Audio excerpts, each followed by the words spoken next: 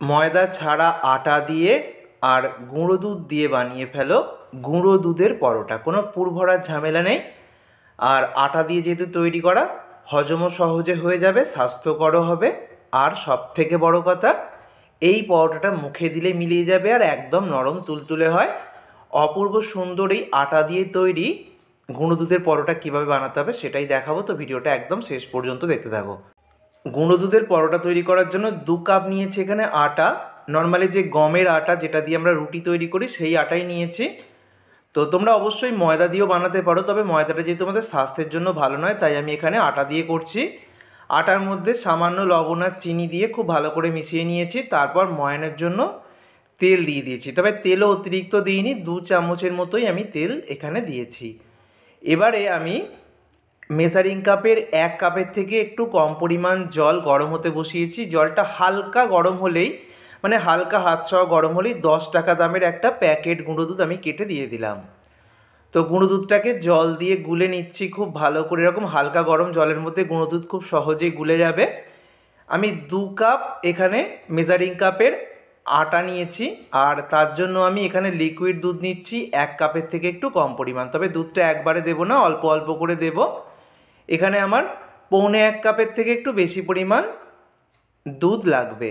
তো গুঁড়ো দুধটা অবশ্যই 10 টাকা দামের প্যাকেট গুঁড়ো দুধ, তোমরা দুটোও নিতে পারো, আমি একটা দিয়েই করছি, তাতেই কিন্তু দুর্দান্ত স্বাদ হবে। আর 1 কাপের থেকে একটু কম পরিমাণ দুধ দিয়েই কিন্তু আমার মাখা হয়ে যাবে। এর আগেও আমি তোমাদের সাথে গুঁড়ো দুধের পরোটা শেয়ার করেছিলাম, কিন্তু সেখানে গুঁড়ো দুধ পুর ভরার একটা ঝামেলা ছিল, কিন্তু এখানে আরও সহজে দেখাচ্ছি আর আটা দিয়ে দেখাচ্ছি। তো খুব ভালো করে আটাটাকে মেখে নিয়ে 15 মিনিট আমি রেস্টে রেখে দিলাম। আমি গুঁড়ো দুধের যে লিকুইড সেটা দিয়ে মেখে নিয়েছি। মাখাটা নরম করে মাখবে, তারপর মাখা থেকে লেচি কেটে নিচ্ছি। একটু বড় বড় করে লেচিগুলো কাটছি যেহেতু পরোটা হবে। আর একটু পরোটার যে লেচিগুলো কেটেছি তার মধ্যে তেল, অল্প তেল এরকমভাবে লাগিয়ে নিয়ে গোল গোল শেপে চেপে নিচ্ছি। পরোটা তোমরা গোল শেপে বানাতে পারো, ত্রিকোণ শেপে বানাতে পারো, চারকোনা শেপে বানাতে পারো। এর আগে আমি তোমাদের সাথে যে গুঁড়ো দুধের পরোটা রেসিপিটা শেয়ার করেছিলাম সেটা চারকোনা পরোটা করেছিলাম, আর আজকে আমি ত্রিকোণ শেপে করবো আর গোল শেপে করব।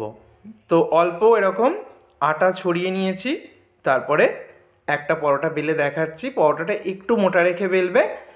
তো দেখো আমি এখানে গোল পরোটা বেলে নিচ্ছি।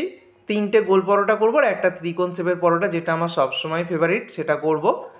আর দেখো এখানে একটা পরোটা বেলে নিয়েছি, আমি দেখিয়ে দিচ্ছি যে পরোটাটা কিন্তু একটু মোটা রেখে বেলেছি, সব জায়গাটা সমান রেখে বেলে নেবে। এবার একটা ত্রিকোণ পরোটা, 4টে পরোটাই বেলা হয়ে গেছে, আমি ত্রিকোণ পরোটা একটাই করেছি। আর এই পরোটাটা আমার সবচেয়ে বেশি পছন্দ, ত্রিকোণ শেপের পরোটা, তাই আমি এটাই ভেজে দেখাচ্ছি। আর একটা গোল পরোটা ভেজে দেখাবো। তো পরোটাটাকে প্রথমে শুকনো খোলায় খুব ভালো করে এপিট ওপিট সেঁকে নেবে, যেরকম রুটি সেঁকা হয়।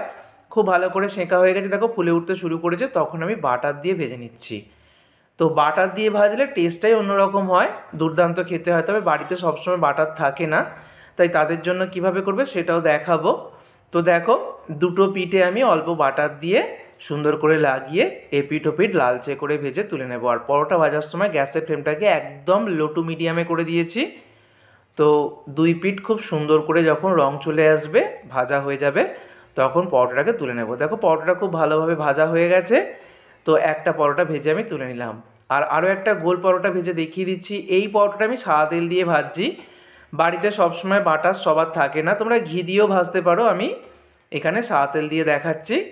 তো আটা দিয়ে এইভাবে বন্ধুরা একবার গুঁড়ো দুধের পরোটা বানিয়ে খেও, কথা দিচ্ছি ভীষণ ভালো লাগবে। আর এই পরোটাটা আলুর তরকারি, পনিরের তরকারি, যে কোনো নিরামিষ তরকারির সাথে খেতে পারো। আবার চাইলে তোমরা চিকেন, ঘুগনি, ডাল, যে কোনো কিছুর সাথেই কিন্তু খাওয়া যাবে। আর অপূর্ব খেতে হয়, একদম নরম তুলতুলে পরোটাটা কিন্তু মুখে দিলেই মিলিয়ে যায়। অবশ্যই বাড়িতে তৈরি করো, ভিডিওটাকে বন্ধুদের মধ্যে শেয়ার করো। ধন্যবাদ।